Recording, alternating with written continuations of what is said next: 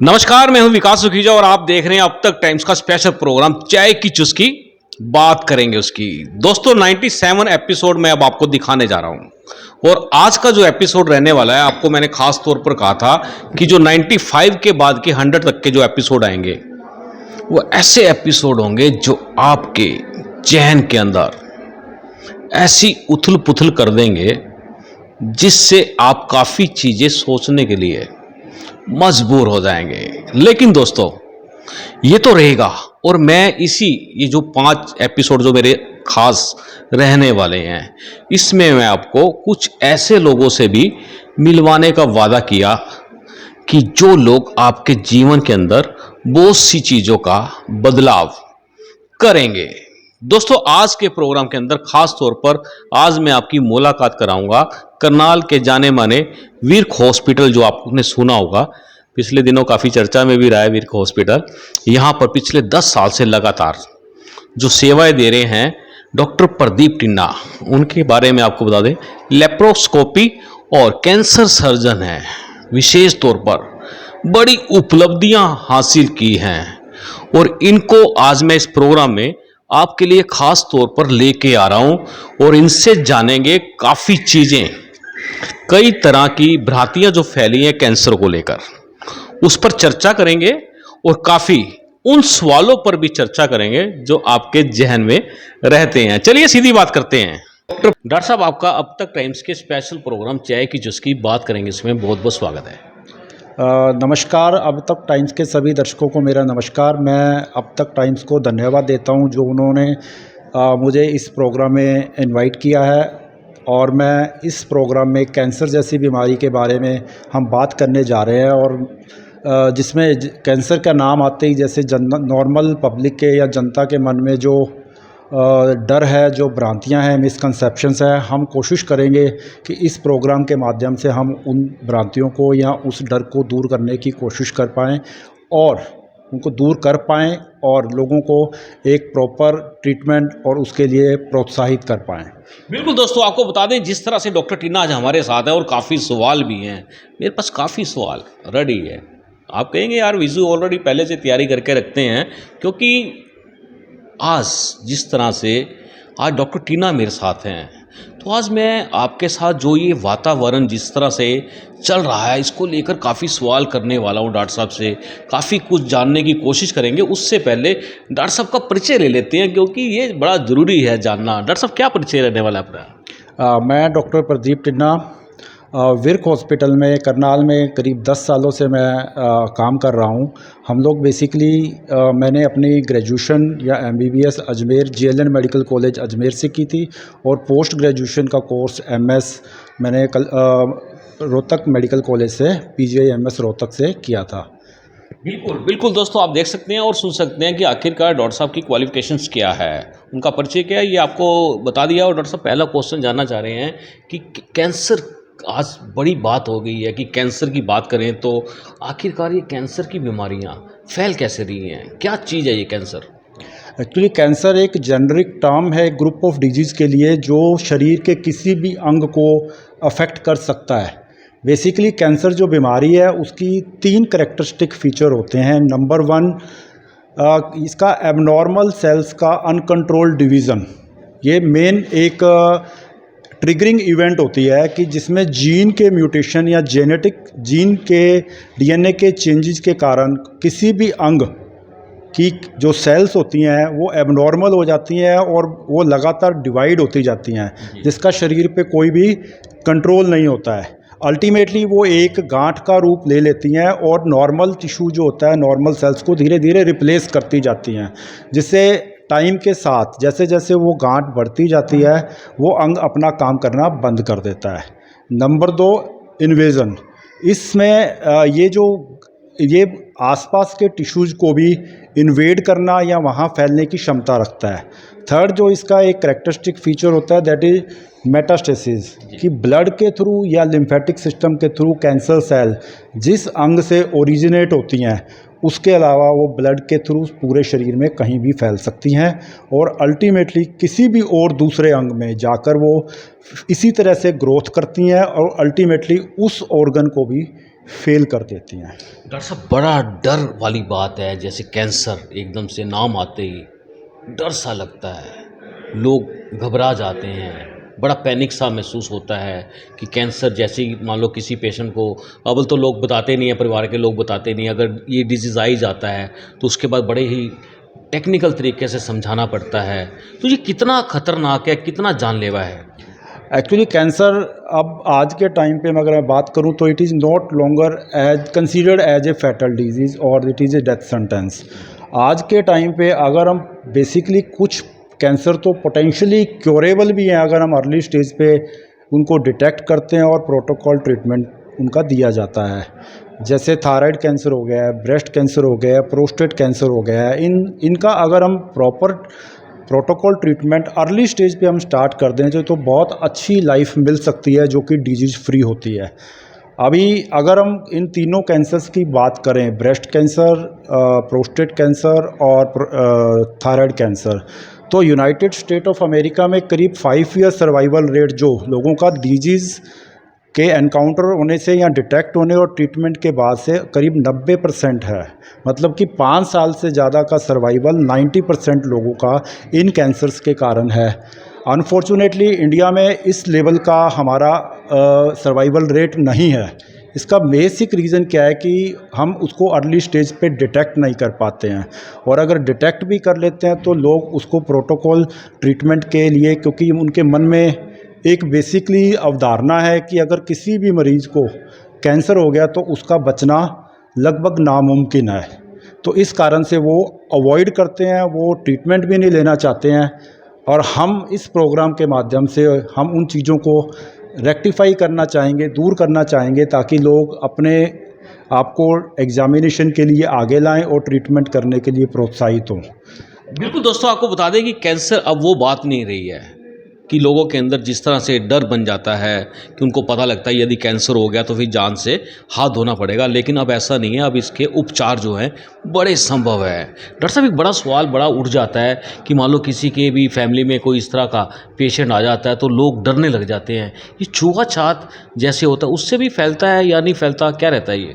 नहीं, बेसिकली जो मोस्टली जो कैंसर है, मैंने जैसे पहले बताया कि ये डीएनए या जीन म्यूटेशंस के कारण होता है कि हमारे सेल्स के डीएनए में कुछ हार्मफुल चेंजेस हो जाते हैं, जिसके लिए बहुत सारे रिस्क फैक्टर या रीज़न है जिसको हम आगे डिस्कस करेंगे। तो ये उसके म्यूटेशन के कारण ही सेल्स एबनॉर्मली बिहेव करती हैं और वो नॉर्मल टिश्यूज़ को ख़त्म कर देती हैं। लेकिन बहुत रेयर या कुछ केसेस में कुछ वायरस के थ्रू फैलने वाला, जैसे सर्वाइकल कैंसर होता है, उसमें कुछ वायरस का रोल होता है। अदरवाइज़ हम अगर जनरली कहेंगे तो cancer is not a contagious disease. ये किसी के साथ रहने से, किसी के खाना खाने से, घर में बिस्तर शेयर करने से या बाथरूम शेयर करने से और हाथ मिलाने से, ये ऐसे एक पेशेंट से दूसरे पेशेंट में नहीं फैलता है। डॉक्टर साहब मुझे लगता है कि मान लो कोई पेशेंट है फैमिली में, किसी की फैमिली में कैंसर का पेशेंट है, तो मुझे लगता है कि पूरे परिवार को उस पेशेंट को बड़ा उसकी केयर करनी चाहिए, उसका जो मनोबल है उसको बना के रखना चाहिए, उसके अंदर कॉन्फिडेंस लाना चाहिए। क्या कहना चाहेंगे आप? बिल्कुल ठीक कह रहे हो आप कि कभी भी अगर कोई पेशेंट, अगर कैंसर का पेशेंट अगर डायग्नोज हो जाता है फैमिली में, तो हम लोगों को उसको सपोर्ट करना चाहिए, उसको ट्रीटमेंट के लिए प्रोत्साहित करना चाहिए। अगर उसको किसी भी चीज़ पे एप्रीहेंशन है, वो घबराता है, उसको प्रॉब्लम है, तो हमें उसको मोटिवेट करना चाहिए कि यस आप ठीक हो जाएंगे। उनके साथ बैठिए, उनके साथ टाइम स्पेंड कीजिए, उनको हॉस्पिटल में लेके जाइए, उनके साथ आप हर जो अपनी लाइफ का जो पल है वो एंजॉय कीजिए।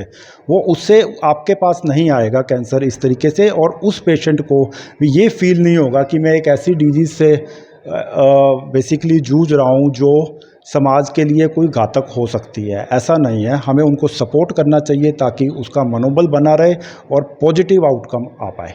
बिल्कुल दोस्तों, आपको बता दें करनाल में एक पुरानी जेल हुआ करती थी, आपको बता देते हैं, होटल ज्वेल्स के पास में, और उस जेल के बाहर गेट के ऊपर लिखा होता था, पाप से घृणा करो, पापी से नहीं। ये बहुत बड़ा सेंटेंस था और इसका जो अर्थ है वो बेहद ही बड़ा ही जागरूकता लाने वाला है, क्योंकि कोई भी बीमारी हो तो वो बीमारी से तो आप लोग घृणा कर सकते हैं, लेकिन जो व्यक्ति बीमार है उससे नहीं, उसको आपके प्यार की आपकी हिम्मत की, आपके जोश की, सपोर्ट की बड़ी खास ज़रूरत रहती है। और डॉक्टर साहब ये जो कैंसर है ये फैलता कैसे है, कारण क्या है? बेसिकली कैंसर जो मैंने पहले भी बताया कि डीएनए के म्यूटेशन से या जेनेटिक म्यूटेशन से ही सेल्स स्टार्ट होती हैं एबनॉर्मल होना और डिवीज़न होना। 5 to 10% बेसिकली ये म्यूटेशंस हैं जीन में, वो हेरेडिटरी होते हैं, जिसको हम ये कह सकते हैं कि ये फैमिली में रन करते हैं। तो ये इसमें कुछ जेनेटिकली मतलब जो जीन एक फैमिली से आगे की मतलब जो जनरेशन में जाते हैं, तो उस फैमिली में एक ही टाइप का कैंसर मल्टीपल लोगों को होने की प्रोबेबिलिटी रहती है। बट जो 90 से 90% 5% जो रिमेनिंग कैंसर है, बेसिकली वो एनवायरमेंटल फैक्टर से और एजिंग फैक्टर से बेसिकली कैंसर प्रोवोक होता है या स्टार्ट होता है। जिसमें मुख्य तौर पे अगर हम बात करें तो unhealthy lifestyle, tobacco and alcohol consumption, ageing, high cholesterol diet, lack of exercise, ये सब चीज़ें एक मुख्य तौर पे जिम्मेदार हैं। या रेडिएशन एक्सपोजर भी हो सकता है, एक्सपोजर टू अल्ट्रावायलेट जो धूप और उसमें ओवर एक्सपोजर हो सकता है। कुछ तरह के केमिकल्स हो सकते हैं जिसका हम सेवन भी कर सकते हैं या हमारा स्किन के थ्रू या सांस के थ्रू वो हमारे बॉडी के अंदर जाते हैं। ये सभी रिस्क फैक्टर्स हैं, हम जो अलग अलग कैंसर्स के लिए अलग अलग रिस्क फैक्टर हो सकते हैं। इन रिस्क फैक्टर्स के कारण जितना हमारा इस रिस्क फैक्टर से एक्सपोजर होगा, हमारा कैंसर को मतलब कैंसर होने की हमारी संभावनाएं बढ़ जाती हैं। डॉक्टर साहब शरीर के अंदर काफ़ी कई गांठें बन जाती हैं, और हमने तो कई लोगों को देखा भी, उनकी काफ़ी गांठें बन जाती है शरीर में भी, पैरों में भी, और पैरों से ऊपर घुटना तक भी काफ़ी गांठें बनती है, और कई बार तो शरीर के अंदर भी गांठें बनती है। क्या वो कैंसर होती हैं, क्या होती क्या चीज़ है वो? बेसिकली जैसे मैंने बताया कि ये अनकंट्रोल डिवीज़न के बाद में सेल्स के गांठ या ट्यूमर बन जाते हैं। जो बेसिकली कैंसर ब्लड कैंसर के अलावा मोस्टली कैंसर गांठों की तरह ही प्रेजेंट करते हैं। पर अगर हम बात करें तो मोर देन 80% गांठें शरीर में, चाहे वो स्किन पे है, चाहे वो पेट के अंदर है, चाहे वो आर्म पिट्स में है, चाहे गर्दन में है, वो नॉन कैंसरस या बिनाइन होती हैं।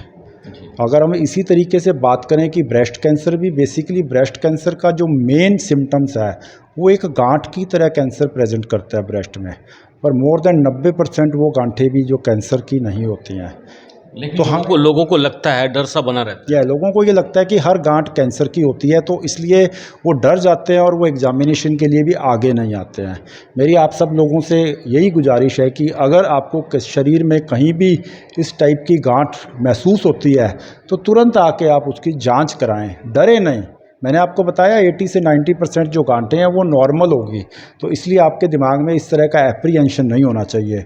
और अगर हम किसी भी गांठ को अर्ली स्टेज में या छोटे उसमें देख लेते हैं और अनफॉर्चुनेटली अगर वो कैंसर भी निकल जाता है, तो भी हम उसका प्रॉपर ट्रीटमेंट करेंगे तो उसका अच्छा आउटकम, बहुत लंबे साल तक डिजीज फ्री टाइम हमें मिल सकता है। बिल्कुल दोस्तों, आपको डरने की जरूरत नहीं है। कई शरीर में ऐसी गांठें बन जाती हैं जो हमारे खुद के जहन के अंदर एक वहम पैदा कर देती है, और वो जो वहम है वो सीधा सीधा दिमाग में स्ट्राइक करता है, कहीं कैंसर वाली प्रॉब्लम तो नहीं होगी। अब ऐसी मेडिसिन्स भी आ चुकी है, ऐसे ट्रीटमेंट आ चुके हैं जो उन गांठों को डिसॉल्व कर देते हैं, ख़त्म कर देते हैं, नॉर्मल व्यक्ति को नॉर्मल कर देते हैं। डॉक्टर साहब, बात कर लेते हैं कि ज़्यादातर सुनने में आता है कि महिलाओं के अंदर ब्रेस्ट कैंसर की बड़ी बीमारियां काफ़ी जल्दी फैलती हैं, काफ़ी महिलाएं इसकी चपेट में आ जाती है। तो ये जो ब्रेस्ट कैंसर है महिलाओं में होता है या पुरुषों के अंदर भी होता है, क्या लगता है आपको? भी चेस्ट तो है ही है। Basically as being a female is a major risk factor for breast cancer. करीब ऐसा नहीं है कि ये ब्रेस्ट कैंसर सिर्फ फीमेल्स में ही होता है, बट फीमेल्स में ये अप्रॉक्सीमेटली 100 टाइम्स मोर कॉमन है than in males. Breast cancer दोनों जेंडर्स में हो सकता है, बट फीमेल में ज़्यादा कॉमन है। तो डॉक्टर साहब, ये जो जिस तरह से ये फैलता है, क्या कारण होता है? फीमेल्स में ज़्यादा कैसे फैल जाता है, क्या रीज़न है? महिलाओं को इससे बचने के लिए, इसकी चपेट में ना आए, उनको क्या करना चाहिए? बेसिकली अगर हम पूरे वर्ल्ड वाइड बात करें तो breast cancer is the most common organ specific cancer in female. ये नंबर 1 पे है ब्रेस्ट कैंसर फीमेल्स में। इसको बेसिकली अगर हम ब्रेस्ट कैंसर की बात करें तो ब्रेस्ट कैंसर के 5 या 6 लक्षण होते हैं जिससे वो प्रेजेंट करता है, जिसमें सबसे मोस्ट कॉमन है लंप या गांठ। ब्रेस्ट में गांठ का होना मुख्य लक्षण है कैंसर ब्रेस्ट का। पर जैसा कि मैंने आपको अभी थोड़ी देर पहले बताया कि करीब 90% से ज़्यादा ब्रेस्ट जो गांठ होती हैं वो कैंसर नहीं होती हैं, बट कैंसर इटसेल्फ एक गांठ की तरह ही प्रेजेंट करता है। सेकंड, कई किस ब्लड का निपल से कोई भी एबनॉर्मल डिस्चार्ज यूजुअली ब्लडी होता है, वो कैंसर होने का लक्षण होता है। किसी भी एबनॉर्मल शेप मतलब ब्रेस्ट की शेप में अर्ली या एकदम इमीडिएट या जल्दी से कोई एसिमेट्री आती है या उनकी शेप में चेंज आता है तो ये भी एक लक्षण हो सकता है।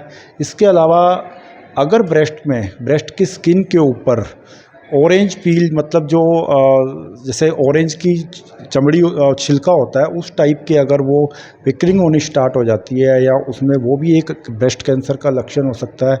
इसके अलावा आर्म पिट के अंदर कई बार ब्रेस्ट के अंदर कोई भी गांठ नहीं मिलती है या कोई भी निप्पल डिस्चार्ज नहीं होता है तो ब्रेस्ट लंप जो आर्म पिट के अंदर या एक्जिलर लंप भी ब्रेस्ट कैंसर उसको प्रेजेंट कर सकता है।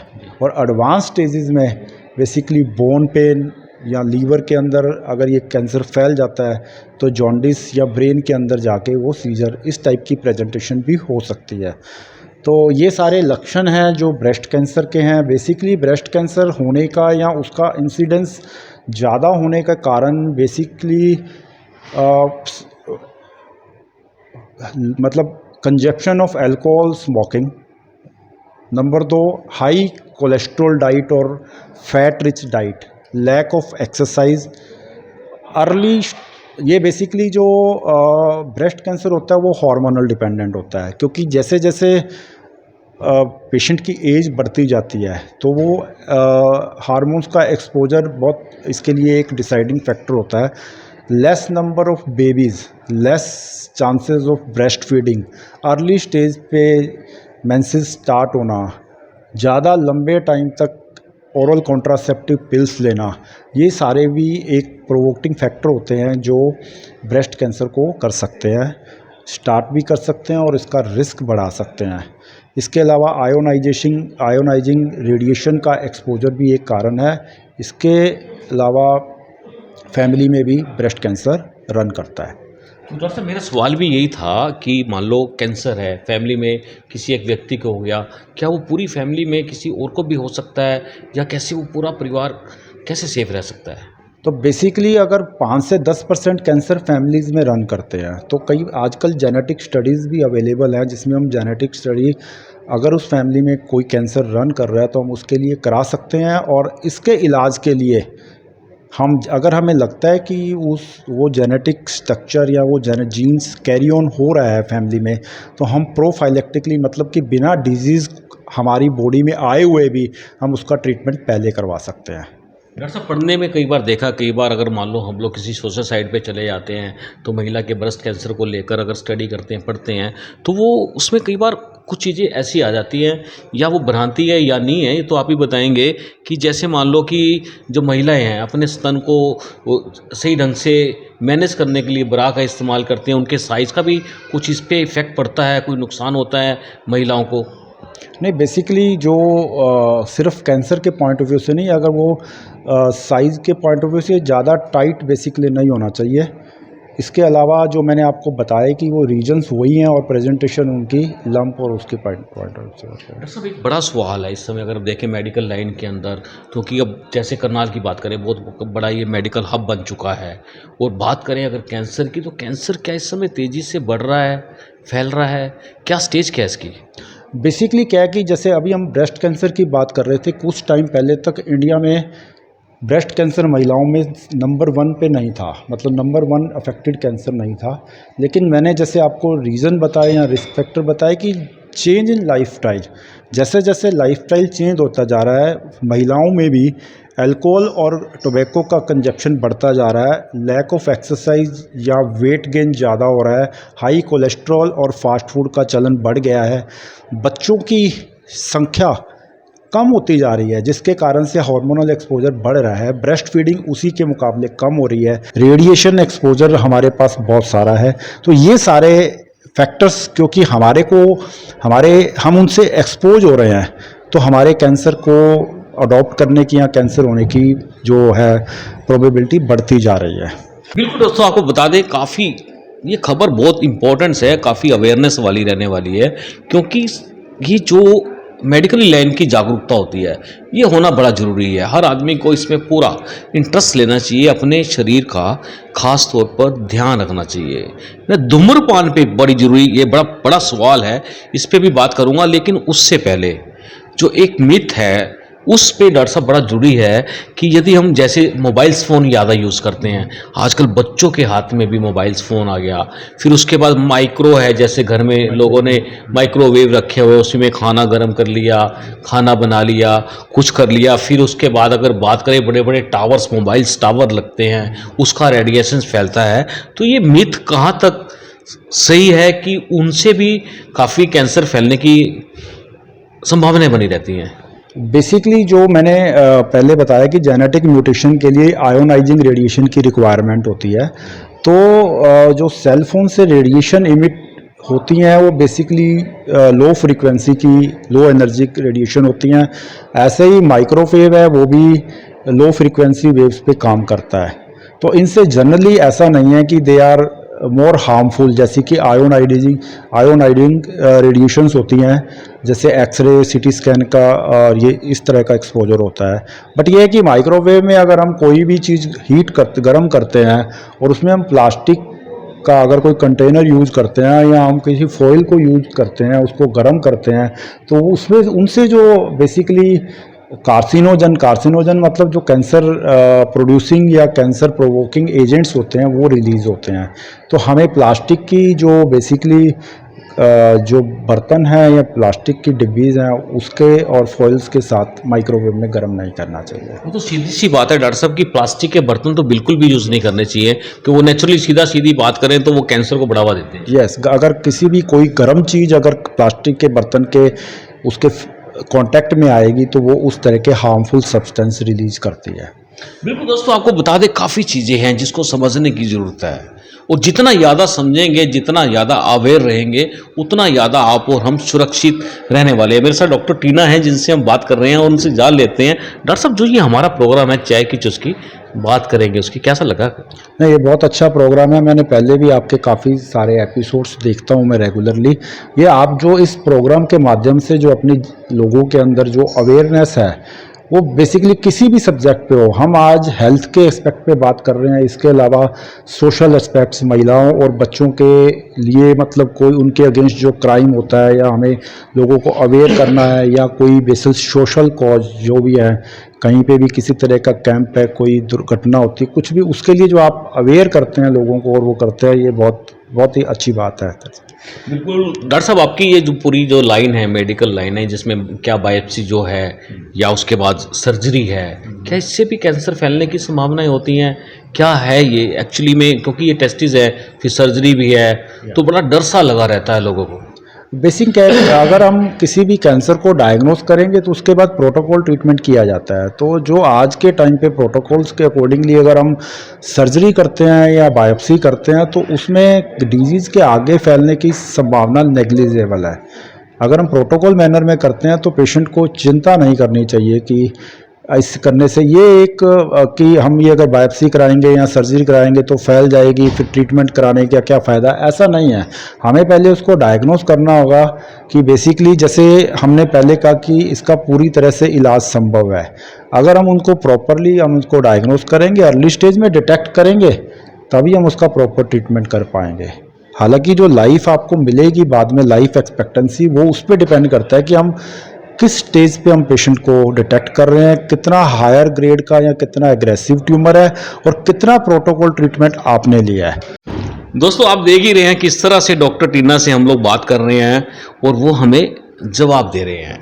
ये जवाब नहीं है, ये वो जानकारी है जिसकी हमें ज़रूरत है। डॉक्टर साहब मेरा बड़ा सवाल जो मैं अब आपसे जो सवाल करने वाला हूँ, हो सकता है आपको भी थोड़ा-सा वो परेशानी में डाल दे, क्योंकि इस समय अगर बात करें आयुर्वेद का ज़माना सा आया हुआ है। एकदम से बड़ा बूम आया हुआ है देसी दवाइयों का, और बड़े-बड़े आते हैं कि देसी दवाई ये जड़ी-बूटी खाने से इस बीमारी को ठीक किया जा सकता है, कैंसर को भी ठीक किया जा सकता है। तो क्या लगता है आपको, जो ये आयुर्वेद का फ़ायदा मिलता है, नहीं मिलता, और जो देसी दवाइयाँ और हैं उनका क्या लगता है?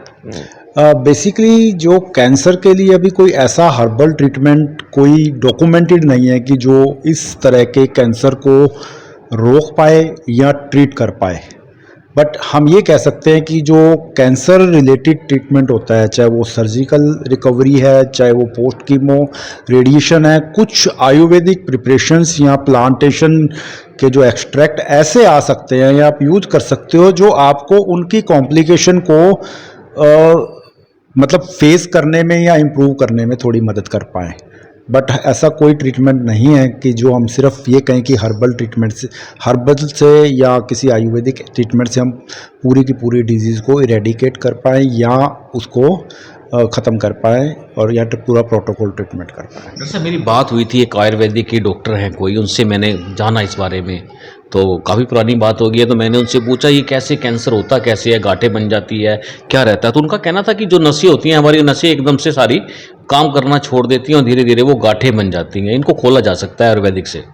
नहीं, बेसिकली मैंने पहले भी कहा था कि ये बेसिकली जो भी कैंसर होता है, कैंसर स्टार्ट ही तब होता है कि जब उस सेल्स के अंदर जो जीन का म्यूटेशन होता है, उसके रीज़न हम डिस्कस कर ही रहे हैं। या तो हेरेडिटरी जीन चलते हैं या अपने एनवायरमेंटल फैक्टर से उस सेल को में वो चेंजेज आने शुरू होते हैं और वो सेल नॉर्मल से एबनॉर्मल हो जाती है। और जब वो डिवाइड होती है तो एबनॉर्मल सेल को शरीर कंट्रोल नहीं कर पाता, तो उससे वो गांठ डेवलप होती है। हर ऑर्गन की अपना कैंसर होता है, हर ऑर्गन का अपना स्पेस होता है, लेकिन बेसिक जो कंसेप्ट है वो यही है कि वो ट्यूमर या गांठ तभी बनता है जब वो uncontrolled division of abnormal cells होता है, जिसका ट्रिगर फैक्टर चाहे वो जेनेटिक है या चाहे वो एनवायरमेंटल है, जिसमें हमने डिस्कस किया था टोबैको है, अल्कोहल है, हाई कोलेस्ट्रॉल है, लैक ऑफ एक्सरसाइज है, रेडिएशन है, एक्सपोजर है, केमिकल्स हैं, ये प्रोवोक करते हैं उन सेल्स को एबनॉर्मल होने के लिए। तो बेसिकली हमें इन सेल्स को, अगर ये एक सोर्स किसी भी ऑर्गन में है, तो जो इसकी मोडालिटी है जो अपने ट्रीटमेंट की, उसमें सर्जरी भी है, तो सर्जरी से हम ये सोर्स को रिमूव कर देते हैं। और वो ऑर्गन स्पेसिफिक कैंसर होते हैं। ये कैंसर कोई एक डिजीज़ यानी ये group of disease and it can affect whole any part of the body. तो हमें जिस पार्ट का कैंसर होता है, जिसके लिए रिस्क फैक्टर भी अलग होते हैं, तो हमें उसको डील करना होता है। उसके बाद अगर जो रिक्वायरमेंट होती है बाकी मोडेलिटीज़ की, जैसे कीमोथेरेपी, रेडिएशन थेरेपी, इम्यूनोथेरेपी और हार्मोन थेरेपी हम यूज़ करते हैं।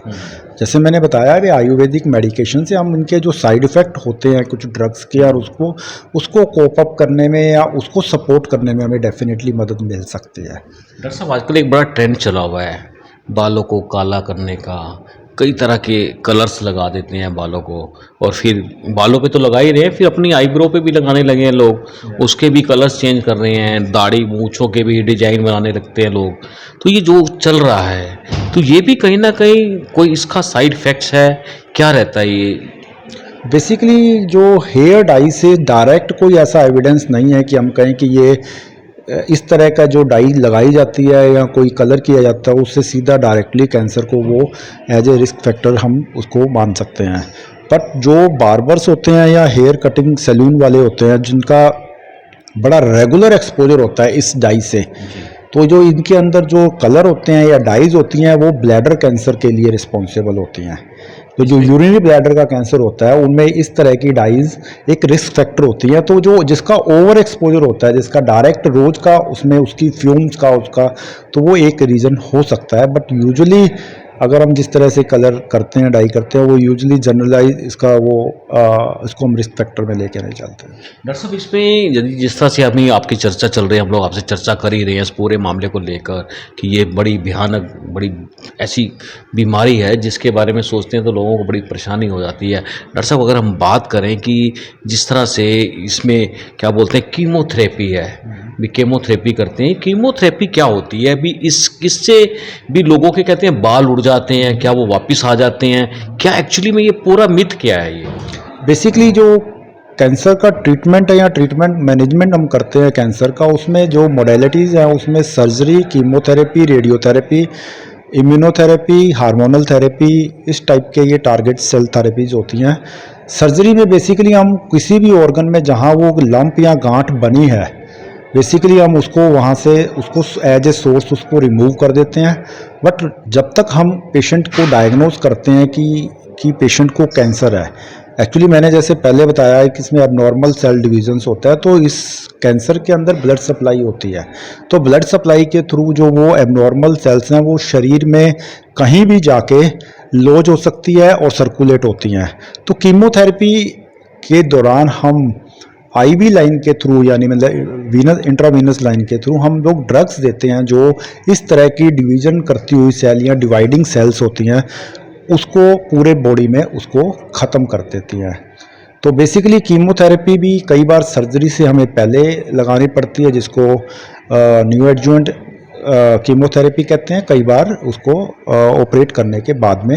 और कई पेशेंट जो इतने एडवांस हो जाते हैं कि हम उनको सर्जरी नहीं कर पाते हैं, क्योंकि वो एक जगह की बजाय मल्टीफोकल डिजीज़ हो जाती है। तो हम कीमोथेरेपी से ही उस पेशेंट की लाइफ को प्रोलॉन्ग करने की कोशिश, या कह सकते हो कि उनको सिम्टम्स को रिलीव करने की कर सकते हैं, या बेसिकली पेशेंट को उस डिजीज़ के जो प्रॉब्लम हो रही है उसको थोड़ा सा स्लो डाउन कर सकते हैं। तो कीमोथेरेपी जब हम देते हैं तो ऐसी सेल्स जो डिवीज़न करती हैं, जो डिवाइड होती हैं, वो उस पर इम्पैक्ट पड़ता है। तो उस पर जो हम बार बार बात करते हैं कि साइड इफ़ेक्ट से भी, कीमोथेरेपी के ये साइड इफ़ेक्ट हैं, तो लोगों के मन में बहुत बड़ा डर है कि अगर हम किसी पेशेंट को ये कहते हैं कि पेशेंट को कीमोथेरेपी की ज़रूरत पड़ सकती है या ज़रूरत है, तो वो कह देते हैं कि इससे तो बाल ख़त्म हो जाते हैं, जिससे तो शरीर ख़त्म हो जाता है। ठीक है, बेसिकली कुछ साइड इफ़ेक्ट उसके ज़रूर आते हैं, जैसे बालों का झड़ना है, ब्लड सेल्स का, क्योंकि वो भी डिवाइड होती हैं रेगुलरली टाइम के साथ, तो उनकी थोड़ी सी जो नंबर है वो कम भी आता है। बट ऐसा नहीं है, ये सारा कुछ रिवर्सेबल है। जैसे ही हम कीमोथेरेपी कंप्लीट करेंगे तो हेयर ग्रोथ भी दोबारा आ जाएगी, और जो ब्लड सेल्स का जो हमारा उसके जो नंबर कम हो जाते हैं टीएलसी के या प्लेटलेट, सब कुछ वो धीरे धीरे रिकवर हो जाता है। अब सबसे बड़ा उनका क्वेश्चन जो पेशेंट के मन में होता है कि अगर कीमोथेरेपी के इतने ही साइड इफ़ेक्ट हैं तो फिर हम क्यों लगवाएं। बेसिकली अगर हमें डिजीज़ को कंट्रोल करना है और एक डिजीज़ फ्री लाइफ चाहिए, तो उसके मुकाबले में उसका जो पॉजिटिव आउटकम आ रहा है, उसके मुकाबले में ये जो सारे की सारे जो साइड इफ़ेक्ट्स हैं, ये उसके मुकाबले नेग्लिजिबल है, या हमें ये सोच के कीमोथेरेपी को रोकना नहीं चाहिए कि हमें ये थोड़े थोड़े ये साइड इफ़ेक्ट, ये पेशेंट यूजुअली, अगर पेशेंट को बहुत ज़्यादा कोमॉर्बिडिटी नहीं है, मतलब बहुत एज या बाकी सारी हार्ट की किसी भी डायबिटीज़ या कोई और ज़्यादा डिजीज़ नहीं है, तो पेशेंट जनरली टॉलरेट कर पाते हैं। इसमें रेडिएशंस का भी बहुत बड़ा कहते हैं रोल होता है, उसमें रेडिएशंस का क्या रहता है? बेसिकली रेडिएशन में हम जिस लोकल रेडिएशन में ये भी एक बेसिकली कैंसर मैनेजमेंट का पार्ट होता है। इसमें उस जगह की जो कैंसर सेल्स का है उसको रेडिएशन थेरेपी के थ्रू हम उसको अरेस्ट करते हैं, या रोकते हैं और ख़त्म करते हैं। कुछ कैंसर्स जो सर्जरी के और कीमोथेरेपी के लिए हम उनको सर्जरी और कीमोथेरेपी से ठीक नहीं कर पाते हैं, या उनकी रिक्वायरमेंट नहीं होती है, या स्टेज आगे जा चुकी होती है, तो हम रेडिएशन थेरेपी से उसका इलाज करते हैं। तो डॉक्टर साहब, इसमें खान पान का क्या विशेष तौर पर ध्यान रखना पड़ता है? क्या ऐसा क्या खा ले कि जिससे भी ये जो बीमारी हैं भी कम हो, या कोई गलत खाया जाए उससे बढ़ती हैं? तो क्या डाइट के बारे में क्या कहना चाहिए? बेसिकली हम आपको हेल्दी लाइफस्टाइल अपनाने की ज़रूरत है अगर हम कैंसर के रिस्क फैक्टर्स को कम करना चाहते हैं। बेसिकली हाई कोलेस्ट्रॉल और फैट रिच डाइट अवॉइड करनी चाहिए। हाई शुगर या बहुत ज़्यादा शुगर भी नहीं लेनी चाहिए, और स्मोकिंग और अल्कोहल का सेवन नहीं करना चाहिए। एक्सरसाइज रेगुलर करनी चाहिए। साइट्रस फूड होते हैं, जो फ्रूट्स होते हैं, वो आपको लेने चाहिए। और ज़्यादा फास्ट फूड या जिसमें बहुत सारे सॉसेस होते हैं, आपको उनको अवॉइड करना चाहिए। डॉक्टर साहब आपने बात करी है स्मोकिंग की। स्मोकिंग एक लिविंग स्टैंडर्ड सा बनता जा रहा है लोगों के अंदर। वो कई तरह के नशे कह सकते हैं, हम लोग भी धूम्रपान कह सकते हैं। जैसे कोई तो लोग बीड़ी पी रहे हैं, सिगरेट पी रहे हैं, फिर उसके बाद हुक्का पी रहे हैं। हुक्के के बाद बात करें तो आजकल वो फ्लेवर वाला भी हुक्का चल चुका है। तो ये लिविंग स्टैंडर्ड सोसाइटी के अंदर बनता जा रहा है, लेकिन इसका नुकसान बहुत बड़ा हो जाता है। क्या लगता है आपको, कितना नुकसान रहता है और किससे ज़्यादा रहता है? बिल्कुल, अभी हम थोड़ी देर पहले भी हमने यही बात की है कि कैंसर का इंसिडेंस क्यों बढ़ रहा है। आपका क्वेश्चन था कि आखिर ऐसा क्यों हो रहा है। अब हमने यही डिस्कस किया है कि 90 से 95 % जो रिस्क फैक्टर्स हैं वो हमारी लाइफस्टाइल रिलेटेड रिस्क फैक्टर्स हैं। एजिंग उसमें से एक है कि जैसे जैसे एज बढ़ती है, बेसिकली कैंसर एजिंग डिजीज़ है। सेल्स वीक होती हैं, एज्ड होती हैं, तो वो जल्दी ही उसमें चेंजेज आने की प्रोबेबिलिटी रहती है। तो स्मोकिंग की बात करें, स्मोकिंग में हम बेसिकली टोबैको वर्ड यूज करना चाहेंगे, तंबाकू। बेसिकली तंबाकू मोर देन 40% कैंसर्स के साथ रिलेटेड है। तो तंबाकू को आप किसी भी फॉर्म में लेंगे, उसको एज ए आप गुटखा या जर्दा च्यू करने के लिए ले सकते हैं, आप स्मोकिंग के लिए आप उसमें लेते हैं, सिगरेट ले सकते हैं, बीड़ी ले सकते हैं, हुक्का ले सकते हैं, चिलम ले सकते हैं, जो भी है। तो ये एक बहुत ही मतलब मेन अगर रिस्क फैक्टर में आता है जो इतने टाइप के कैंसर्स के लिए रिस्पॉन्सिबल है।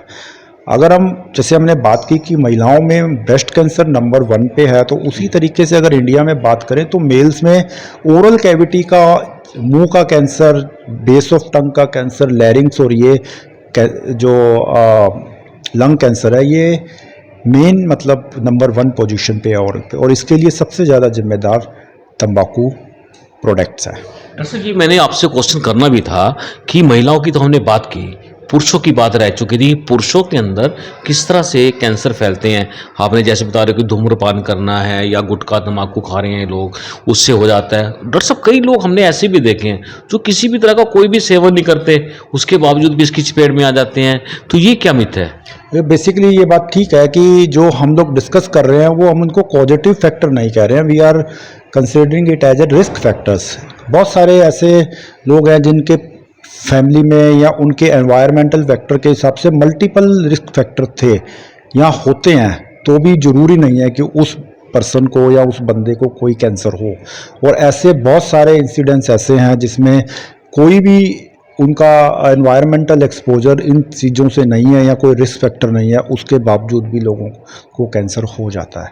वो जेनेटिक, बेसिकली हम बार बार एक ही बात कह रहे हैं कि इट इज जो जीन म्यूटेशन है, उसको कौन सी चीज़ ऐसी है जो ट्रिगर करती है। वो मे बी इनहेरिटेड, जो ऊपर से मतलब फैमिली में चल रहा हो, या वो इतना फ्रेजाइल है कि वो आप उसका रिस्क फैक्टर ना होते हुए भी वो चीज़ उसको स्टार्ट हो जाती है म्यूटेशन। तो मेरा सवाल भी इसी से जुड़ा हुआ था। मान लो एक फैमिली है, उसके किसी भी सदस्य को कोई इस तरह की बीमारी नहीं है, कैंसर वैंसर है नहीं है, क्या उसमें भी ट्रबल कर सकता है?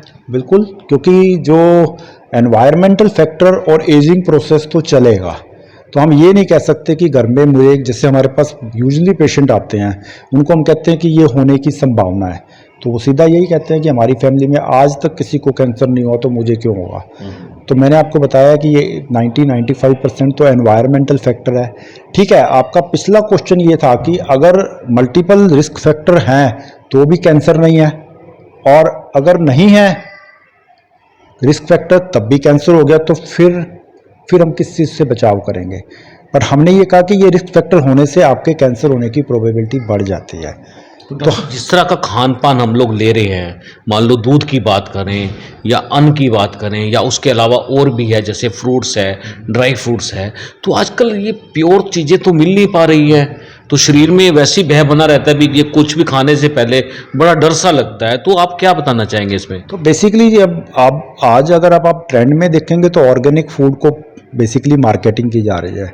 ऑर्गेनिक फूड का मतलब है कि हम विदाउट पेस्टिसाइड अगर हम कोई भी फूड को लेने की कोशिश करते हैं, एक्चुअली पेस्टिसाइड या कोई भी केमिकल्स अगर हम अपनी बॉडी में लेते हैं तो इनके अंदर मतलब कार्सिनोजन या कैंसर प्रोड्यूसिंग सब्सटेंसेस होते हैं।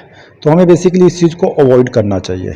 ये तो हम खाने की बात कर रहे हैं, जो कि आप वेजिटेबल्स और फ्रूट्स की बात कर रहे हैं। जो हम बाकी चीज़ों की बात कर रहे हैं कि जो हम फास्ट फूड में हाई कोलेस्ट्रॉल वाला फूड लेते हैं, एक्सरसाइज हम कर नहीं रहे हैं या कोई बंदा करता नहीं है, अल्कोहल तो और तंबाकू को तो हम छोड़ सकते हैं ना, टोबैको अल्कोहल हम उसको अवॉइड कर सकते हैं।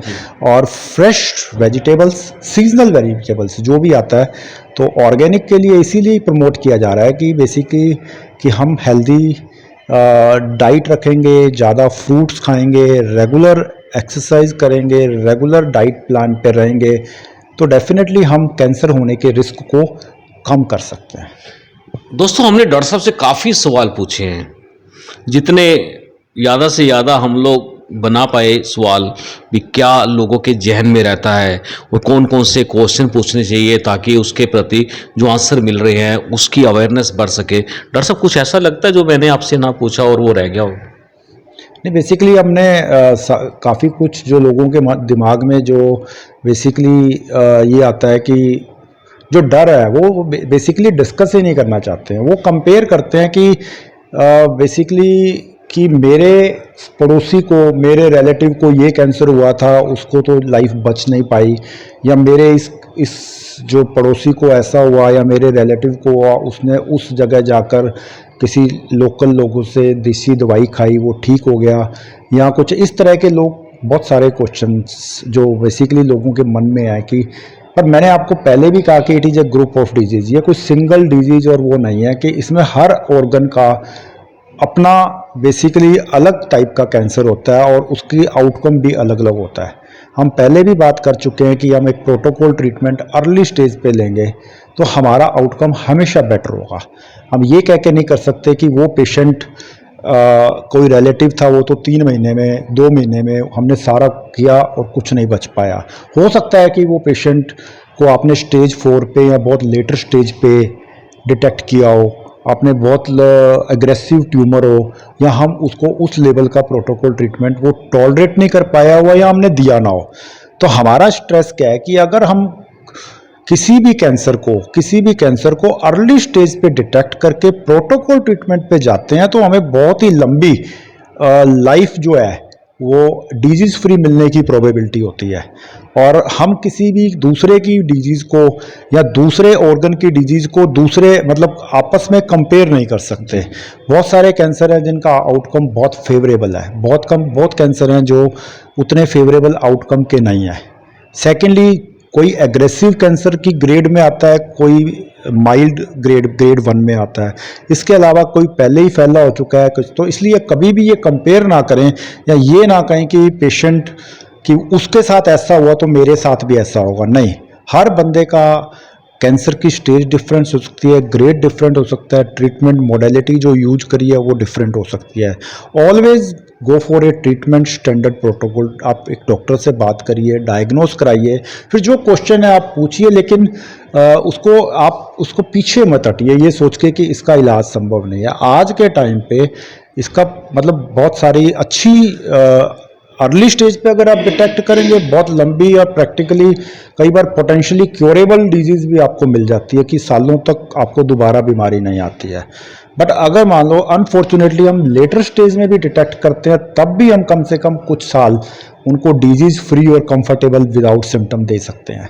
बिल्कुल दोस्तों, आपको बता दें 2 सवाल आपके जोन से हैं जो आपके मन में चल रहे हैं, वो मैं पूछ लेता हूँ क्योंकि बड़ा ज़रूरी है। डॉक्टर साहब, क्या कैंसर का इलाज संभव है? मेरा ये सेकंड लास्ट क्वेश्चन है। और लास्ट क्वेश्चन जो सा है वो बड़ा परेशानी वाला है कि जब कोई फैमिली में से मेंबर आ जाता है तो कहते हैं कि ट्रीटमेंट इतना महंगा है कि घर बार बिक जाते हैं लोगों के। अब क्या कहना चाहेंगे? देखो, कैंसर का इलाज संभव है, ठीक है। अगर एक क्वेश्चन जैसे आपने कहा कि शायद हम मिस कर रहे होंगे, उसमें होता है कि पेशेंट के दिमाग में होता है कि अगर मैं पूरा इलाज भी कर लूँगा तो डिजीज़ वापस आएगी। भाई, कुछ लोगों के तो है कि मैं बच ही नहीं सकता इसलिए वो इलाज नहीं कराते हैं, पर कुछ लोगों के दिमाग में कि अगर इलाज करा भी लेंगे तो इसने 6 महीने साल में वापस आ जाना है, तो इलाज क्यों कराया जाए। पर ऐसा नहीं है। अगर डिजीज़ वापस आएगी वो उस डिपेंड करता है कि हमने किस स्टेज पे पहले डायग्नोस किया, कितना एग्रेसिव ट्यूमर है और क्या ट्रीटमेंट दिया। कई बार साल 2 साल या 3 साल में डिजीज़ कई बार वापस आती है जिसकी एग्रेसिव होती है, और जैसे जैसे टाइम बीतता जाता है, मतलब जैसे जैसे 5 ईयर 10 ईयर अगर डिजीज़ नहीं आती है तो वो प्रैक्टिकली पेशेंट को दोबारा होने की संभावना नेग्लिजिबल हो जाती है। तो हमेशा ट्रीटमेंट के लिए आगे आएँ, जो क्वेश्चंस हैं वो पूछें और उसके बाद उसका डिसीजन लें कि हमें ये ट्रीटमेंट कराना है। और जो आपका लास्ट क्वेश्चन था कि क्या आजकल अफोर्डेबल ट्रीटमेंट अवेलेबल है, यस। अभी जितने भी बेसिकली जैसे मैंने आपको मॉडलिटीज़ के बारे में बताया कि सर्जरी, कीमोथेरेपी, रेडिएशन थेरेपी, अभी आसपास के एरियाज़ में जैसे हम अगर बात करते हैं करनाल के हिसाब से चंडीगढ़, दिल्ली, सारे गवर्नमेंट इंस्टीट्यूट्स में भी रेडिएशन थेरेपी भी, कीमोथेरेपी भी और सर्जिकली भी पॉसिबली सर्जिकल ट्रीटमेंट भी पॉसिबल है। इसके अलावा अगर आप प्राइवेट सेक्टर में कहीं भी कराना चाहेंगे तो आप वो जो पहले वाली बात है कि आप कह रहे थे कि घर बार बिक जाते हैं, ऐसा नहीं है। अब तो ये बहुत ही अफोर्डेबल रेट पे आ रहा है, गवर्नमेंट उसको सपोर्ट कर रही है। गवर्नमेंट, हमारी हरियाणा गवर्नमेंट, उसमें कई स्टेजेस के बाद तो कैशलेस ट्रीटमेंट भी अवेलेबल है, और बाकी इंस्टीट्यूट्स, गवर्नमेंट इंस्टीट्यूट में तो ऑलमोस्ट फ्री ऑफ कॉस्ट ही होता है। लेकिन अगर प्राइवेट सेक्टर में भी आप जाएंगे तो अब इतना ज़्यादा मतलब जो इशू नहीं है बेसिकली फाइनेंस का या उसका कि वो पेशेंट अफोर्ड ना कर पाए। डॉक्टर साहब, जाते जाते सवाल पूछ लेते हैं आपसे। करनाल बहुत बड़ा मेडिकल हब बन चुका है, बहुत बड़ा मेडिकल कॉलेज भी है, एक यूनिवर्सिटी भी बन रही है, लेकिन फैसिलिटीज़ नहीं है कैंसर से लड़ने की, उसके उपचार की। तो क्या ये संभव है यहाँ करनाल में? नहीं, बेसिकली अभी जैसे कल्पना चावला मेडिकल कॉलेज है, जनरल हॉस्पिटल करनाल भी वर्क कर रहा है, तो इसमें जैसे जैसे स्पेशलाइजेशन ऐड ऑन होती जाएगी तो ये संभव हो पाएगा। हम हमारे हॉस्पिटल में भी हर टाइप की ऑलमोस्ट कैंसर सर्जरी भी कर रहे हैं, और एक ऑन्कोलॉजिस्ट हमारे डॉक्टर दीपक सिंगला के थ्रू हम बेसिकली उनकी ही गाइडेंस में और उनके ही द्वारा कीमोथेरेपी भी हम प्रोवाइड करा रहे हैं, तो जो कि बहुत ही अफोर्डेबल रेट पे अवेलेबल है। जी डॉक्टर साहब, आपने हमसे बात की, बहुत बहुत धन्यवाद है। Thank you very much. बिल्कुल दोस्तों, आपको बता दें, आप जिस तरह से ये प्रोग्राम देख रहे हैं, अब तक टाइम का स्पेशल प्रोग्राम चाय की चुस्की, बात करेंगे उसकी। और दोस्तों, ये आज उसकी में जो हमने जो ये डिजीज़ लिया है कैंसर की बात करें, तो ये अब आगे मुझे लगता है ये आम हो जाएगा, क्योंकि धीरे धीरे बढ़ रहा है। कहीं ना कहीं हम लोगों को लगता है कि हमारा जो खान पान है वो गलत चल रहा है, उसको सुधारने की बड़ी ज़रूरत है। दोस्तों, हम चाहेंगे कि आप इस प्रोग्राम को ज़्यादा से ज़्यादा शेयर कर देना और कमेंट्स जरूर करना। आपकी कोई भी इंक्वायरीज है आप हमारे कमेंट्स बॉक्स में लिख सकते हैं और हम उसका आपको जवाब जरूर देंगे, डॉक्टर टीना से बात करके देंगे। दोस्तों, आप देख रहे हैं अब तक टाइम का स्पेशल प्रोग्राम चाय की चुस्की, बात करेंगे उसकी। चलिए, अब आपको जाने से पहले एक बात जो हम आपको हर बार बताते हैं वो बता देते हैं। दोस्तों, अब बात जो मैं आपको बताने जा रहा हूं ये आपको बड़ी हैरान और परेशान करेगी, क्योंकि ये करनाल की एक ऐसी घटना बताने जा रहा हूं जिसका जल्दी ही हम लोग खुलासा करने वाले हैं। दोस्तों, एक धार्मिक स्थल पर एक बहरूपीय ने एक 11 साल की मासूम बच्ची को चैटिंग कर करके इतना मैच्योर कर दिया कि उसकी जिंदगी बर्बाद करने की ठान ली। लेकिन दोस्तों, ऐन समय पर उस बच्ची की जो चैटिंग है उसकी मां के हाथ में लग जाती है, जिसके बाद मामला पुलिस में चला गया है और पुलिस अब इस पूरे मामले की जांच कर रही है। दोस्तों, हम चाहेंगे कि आप हमारे साथ जुड़े रहना और हम आपको पूरा अपडेट देंगे। आप देख रहे हैं अब तक टाइम्स, मैं हूं विकास सुखीजा अपने साथी राकेश के साथ। नमस्कार, जय हिंद, जय Bharat. This is important for you and your loved ones. Choose a policy today from Star Health Insurance. This is important for you and your loved ones. Choose a policy today from Star Health Insurance.